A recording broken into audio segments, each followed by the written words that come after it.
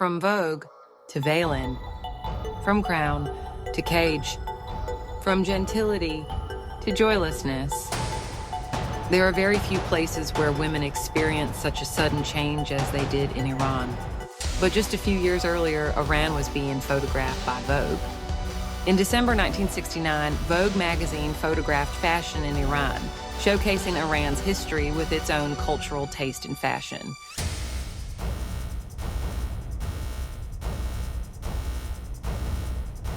Fashion was an inseparable part of society.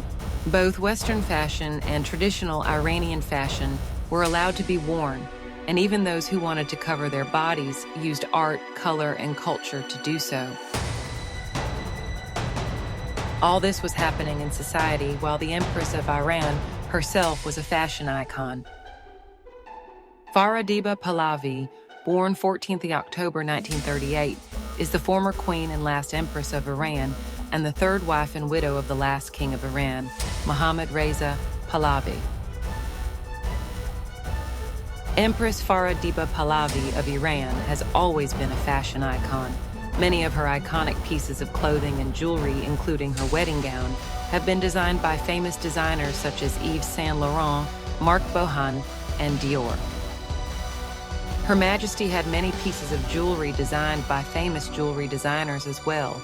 The crown, necklace, and earrings she wore for her coronation were designed and made by the French company Van Cleef & Arpels. Speaking of her wedding, Farah married King Mohammad Reza Pahlavi on 20 December 1959 in Tehran, and the ceremony drew international press attention. Her wedding gown was designed by Yves Saint Laurent for the Christian Dior atelier in Paris. The dress featured a modest scoop neckline with a matching coat and long sleeves, embroidered with Persian motifs in sequins, pearls, and silk threads.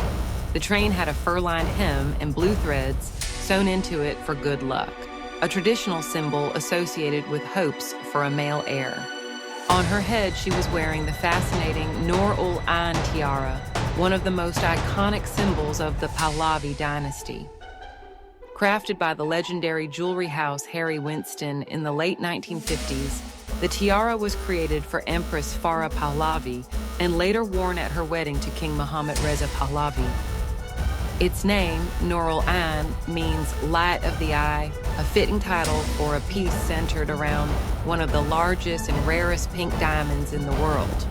The Nur-ul-Ain diamond, weighing approximately 60 carats, radiates an intense pink hue that appears to glow from within. The tiara is a masterpiece of design and craftsmanship. At its center sits the pink diamond framed by rows of smaller pink, yellow, and white diamonds, all set in platinum. The design balances delicacy and power with a refined floral structure that catches and reflects light from every angle. Each stone was meticulously placed to maximize brilliance, showcasing Harry Winston's innovative approach to high jewelry at the time. Today, the Nur-ul-Ain tiara is estimated to be worth over $50 million, not only for its rare gemstones, but for its historical and cultural significance.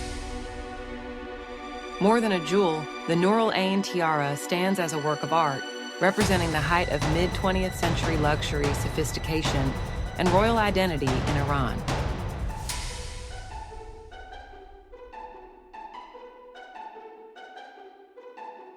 She also wore matching diamond earrings and other pieces drawn from the Iranian crown jewels, completing an ensemble that immediately positioned her as a global fashion and royal figure.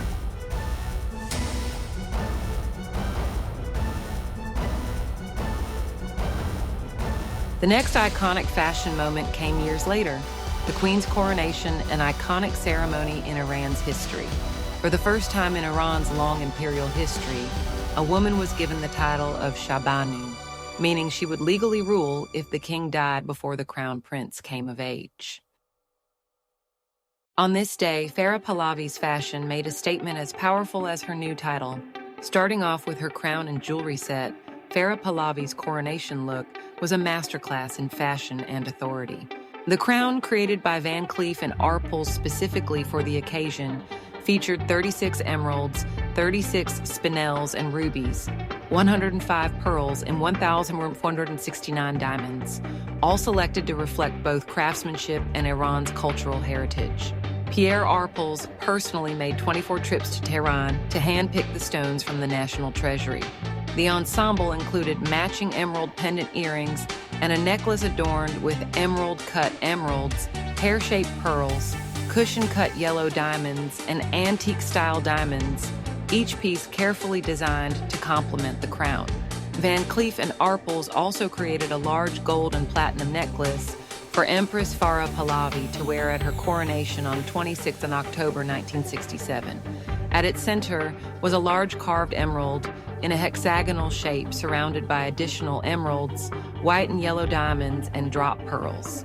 Completing the coronation ensemble was Empress Farah Pahlavi's gown and robe, designed to match the grandeur of her crown and jewelry. The floor-length gown featured intricate embroidery in gold thread, incorporating traditional Persian motifs alongside modern couture silhouettes. Over the gown, she wore a ceremonial robe, also heavily embroidered, that emphasized both elegance and sovereignty. Every detail from the fabric choice to the embroidery was crafted to signal her authority while celebrating Iran's cultural heritage, creating a visual harmony with the crown and jewelry.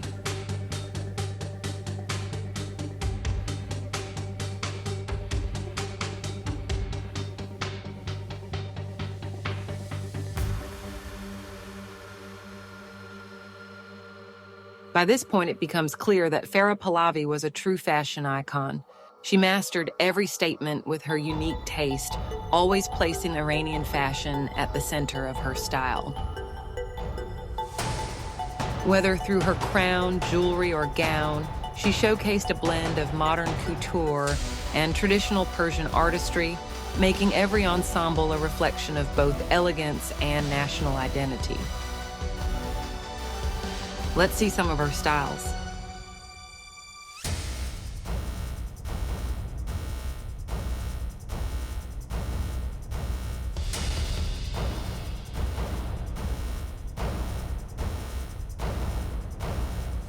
For more iconic fashion stories, like this video, subscribe to IconL, and share your thoughts.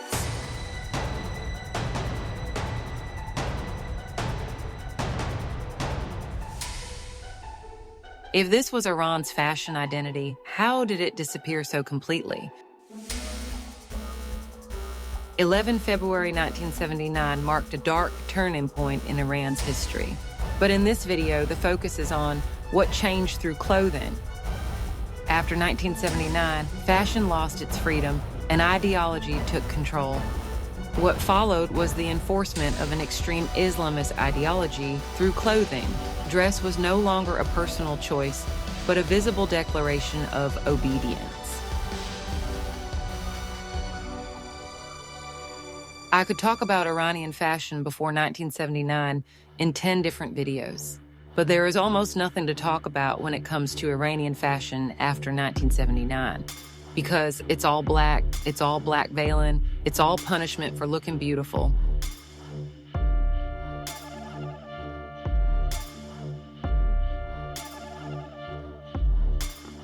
If you try to look beautiful, if you wear makeup, if you try to express yourself, you would literally be punished.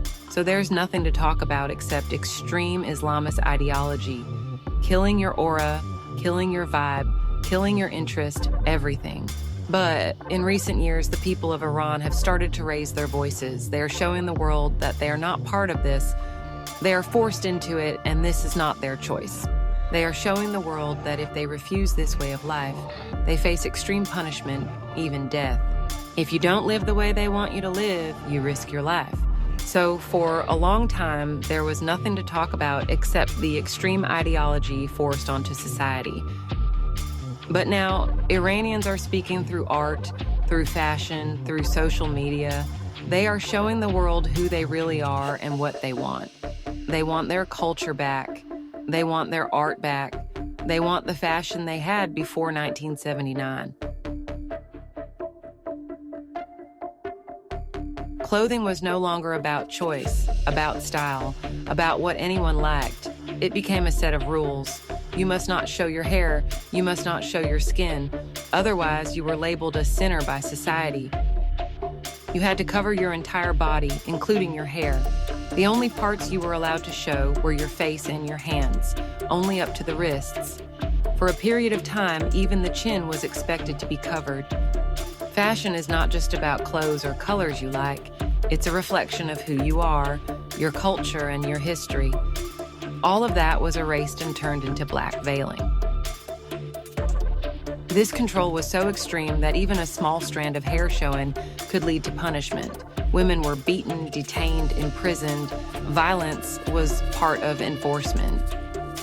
But at the same time, practices that should have raised serious ethical alarms were normalized. Child marriage was legal under religious law. A girl as young as 9 could be married legally and publicly, and even forced into motherhood. This was legal. This was normal. But showing your hair or wearing color was not. This ideology is not Iran. This blackness is not Iranian culture. Iranian people are considered brave because they fight with bare hands against a regime that is not afraid to kill, not afraid to punish, and not afraid to violate every boundary of human dignity, including people's privacy and bodies. They protest knowing the cost. They resist knowing the consequences, and still they continue. Over the decades, Iranians have organized countless protests and movements. Each time, they paid a heavy price. They sacrificed safety, freedom, and in many cases, their lives. Not for extreme demands, not for privilege, but for basic human rights, basic freedom, basic dignity, the right to live without fear. This resistance is not new. It has taken many forms across generations. The regime's control did not stop at punishing people for showing hair or color. Each decade, each year, the enforcement became harsher, broader, and more extreme.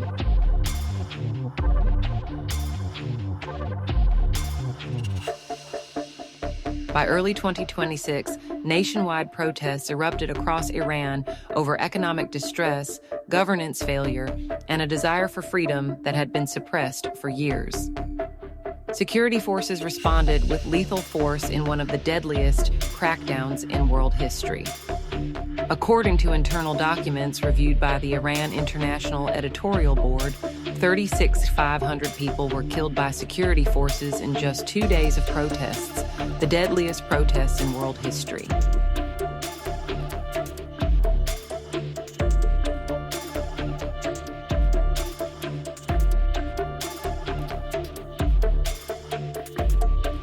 I hope Iranian people get their culture back, get their freedom back, get their art back, and get their fashion back as soon as possible.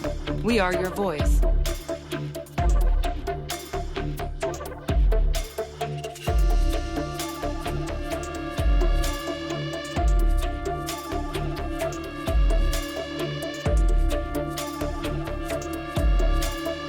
Please subscribe, like, and share so the voices of Iranian people can be heard. I uncover what makes fashion as a cultural movement iconic. If you love this video, make sure to subscribe and see you in the next one.